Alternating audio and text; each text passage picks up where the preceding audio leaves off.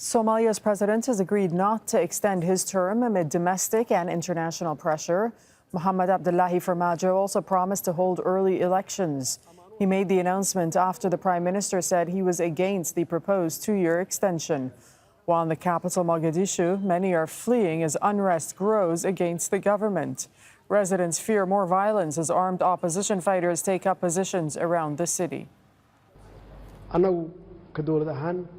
The federal government of Somalia has always believed and still sees dialogue, compromise, negotiation and the return to the discussion table as the only viable options.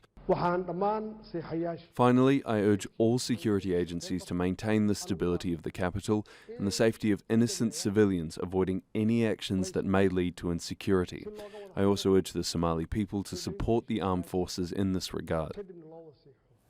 Let's now bring in Abdi Samatar, who's a professor in the Department of Geography, Environment and Society at the University of Minnesota. He's joining us from Minneapolis. Thanks for speaking to us. So by making this announcement, is this likely to appease his opponents? Pleasure to be with you, Doreen. I don't think so, because the president's attempt to extend his mandate by 2 years is both unconstitutional according to the Somali constitution, and it was also illegal because the upper house of parliament, which should have voted on it, did not do so. So that's the first thing. Secondly, he lost nearly all of the international support that Somalia had because of this act.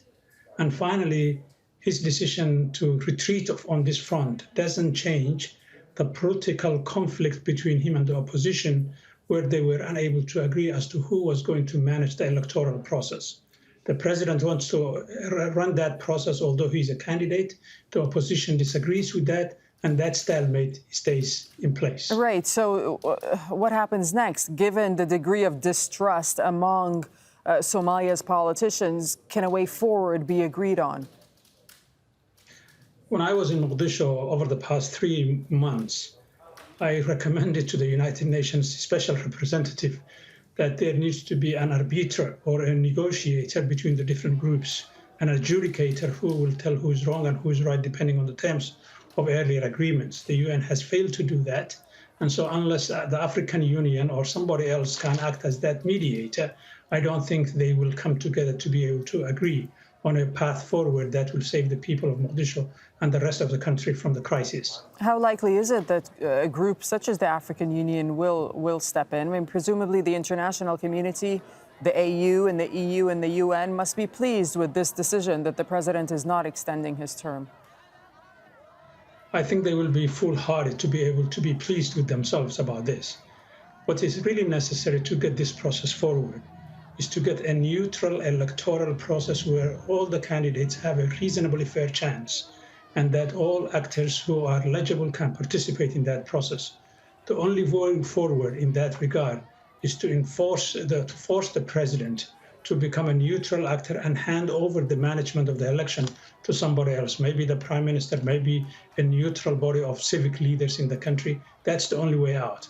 But if the international community thinks that what he has done today when backpedaling on that unconstitutional act is going to do the job, I think they are putting their head in the sand.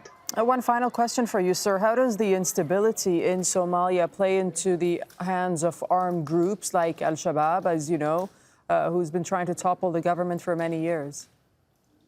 Well, the president's illegal act has created a powder cake such that it has weakened security systems in the country, which means that it has allowed al-shabbab to further penetrate both the capital and the rest of the country. So that illegal act invited al-shabbab to sort of restore their authority in many parts of the country where they were losing in the past. Okay, Abdi Samatar, thank you so much for joining us from Minneapolis. With pleasure.